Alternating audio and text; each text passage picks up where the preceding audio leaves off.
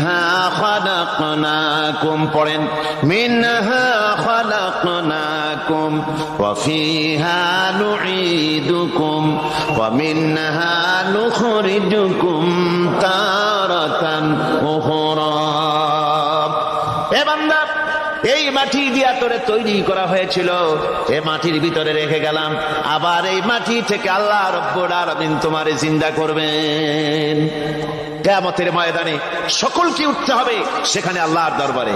আল্লাহ পাক বলছেন, বান্দা কেমনে অস্বীকার করো? ইন কুনতুম ফি রাইবিম মিনাল বা'স ফাইন্না খালাকনাকুম মিন তুরাব। পরকালকে যারা অস্বীকার করো, কিয়ামতে উঠতে হবে, এটাকে কিভাবে অস্বীকার করো? চিন্তা করে দেখো, তুমি নিষ্প্রাণ মাটি ছিলে, সেই মাটি দিয়েই আমি তোমাকে তৈরি করেছি। আবার আল্লাহ পাক মানুষকে আরো বুঝান, কিয়ামত আছে, পরকাল হবে, আল্লাহর দরবারে উঠতে হবে। আলাম ইয়াকুনু ফাতাম মিন মানিয়্যুমনা, তুমি কি মাতৃগর্ভে নিক্ষিপ্ত এক ফোঁটা পানি ছিলে না? সুম্মা কানা আলাকাতান ফাখালাকা ফাসাওয়া, এরপরে তোমাকে মাংসপিণ্ডে, জমাট রক্তে মাংসপিণ্ডে পরিণত করা হলো, এরপরে তোমাকে সুন্দর করে তোমাকে সুগঠিত করা হলো। ফাজআলা মিনহু যাওজাইনি যাকারা ওয়াল উনসা, এরপরে মাতৃগর্ভের ভিতরে আমি এটাকে পুরুষ বানালাম, কন্যা সন্তান অথবা পুত্র সন্তানে পরিণত করলাম। এইটা যে পেরেছে, যিনি পেরেছেন, আলাইসা যালিকা বিকাদিরিন আলা আইয়ুহিয়াল মাউতা, সে আল্লাহর পক্ষে কি সম্ভব নয় যে তোমার মৃত্যুর উপরে তিনি আবার জিন্দা করতে পারবেন? কি বলেন সম্ভব না? তিনি পারবেন না?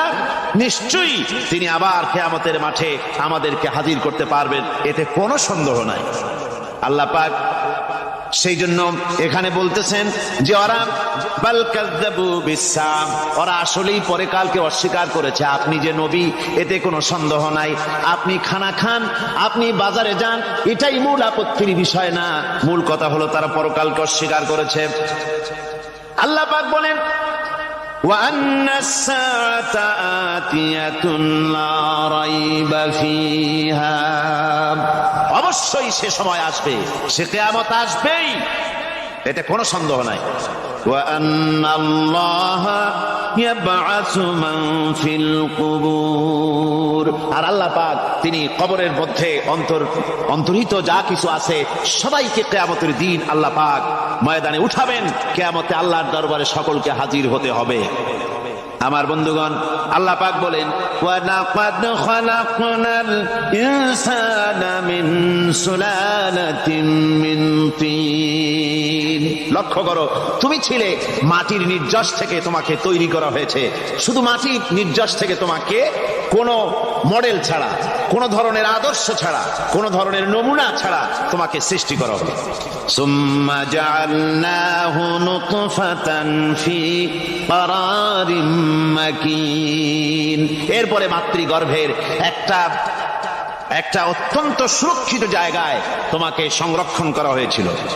সুম্মা খালাকনান নুতফাতা আলাকাতান ফাখালাকনাল আলাকাতা মুদগা, রক্তপিণ্ডকে, নাপাক পানিকে জমাট রক্ত করেছি, জমাট রক্তকে আমি আবার গোশত